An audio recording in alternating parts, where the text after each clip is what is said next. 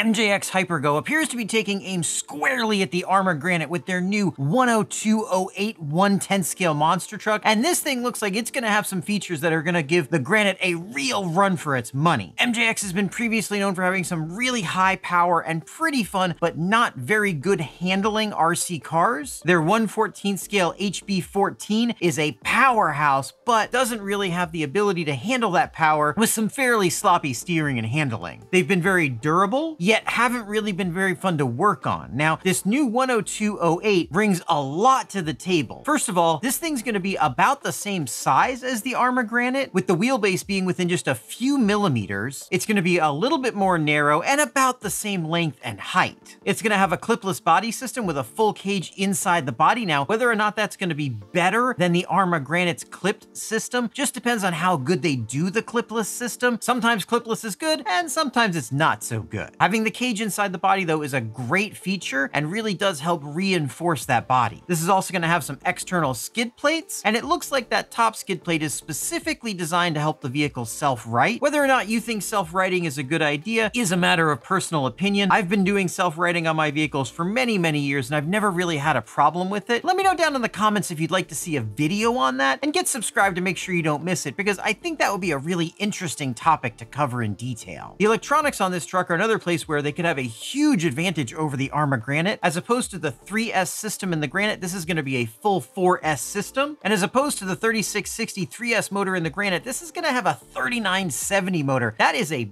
big difference in size and should give this thing a lot more power. And a lot more power is what it looks like this has. This thing appears to be able to do easy standing backflips, which the Granite definitely can't do out of the box. Will the drivetrain be able to handle those standing backflips? That's something we're gonna have to see, but the drivetrain is yet another place where this thing could have a serious advantage over the Granite. The Granite has a mostly plastic drivetrain, and this thing looks like it's gonna have an all metal drivetrain. We've got steel differential gears, steel CVDs, front and rear, and it appears as though the spur gear that's attached to a center differential is also going to be steel. And that's another place where this is going to have a huge advantage. Granite has a slipper clutch. This is going to have a center differential. A center differential is generally considered to be better than a slipper clutch because it's more easily tunable and protects the drivetrain from shock loads better than a slipper clutch does. The ESC on this is going to be a 100 amp version, and it appears as though you're going to be able to control this directly from your phone, which is a pretty handy feature. Now, this is the same amp rating as the ESC on the Granite. However, this is capable of doing 4S, which means you're going to be getting a lot more power on 4S than you will at the 3S limit on the Granite ESC. Rounding out the electronics is a 35 kg servo. This looks like the same basic generic 35 kg servo that you can get on Amazon. It's a decent servo, and I would say it's better than the 7 kg servo that you can get on the Granite, though it definitely doesn't match that 35 kg claim. It also appears as though this is going to have adjustable links front and rear. On a basher, I don't really think that's necessary and can introduce some weakness due to the fact that the steel in the adjustable link can bend and break. I personally think a solid plastic link is better for a basher, but whether or not that's an advantage to you just depends on whether or not you like to make those kinds of adjustments. This truck's going to have all sealed bearings, sway bars front and rear, metal threaded body shocks, an aluminum tower-to-tower brace, and looks like it's going to be coming with 2 3S batteries out of the box. Now that's a whole lot of truck, and assuming it's fun and durable for the right price, this definitely could put a hurting on the Arrma Granite. I don't know what the US release price is going to be, but based on the Euro conversion from this website, it looks like it's going to be around $280. If they can provide all of this functionality at this size for that price, and it's a good truck, this really could be something you want to get. I'm not going to know whether or not this is something I want until I actually get one in my hands, get it torn apart, see how it bashes, see how it crashes, and we're definitely going to be doing that as soon as it's available, so make sure you get subscribed and stay tuned for that. Check out one of these videos.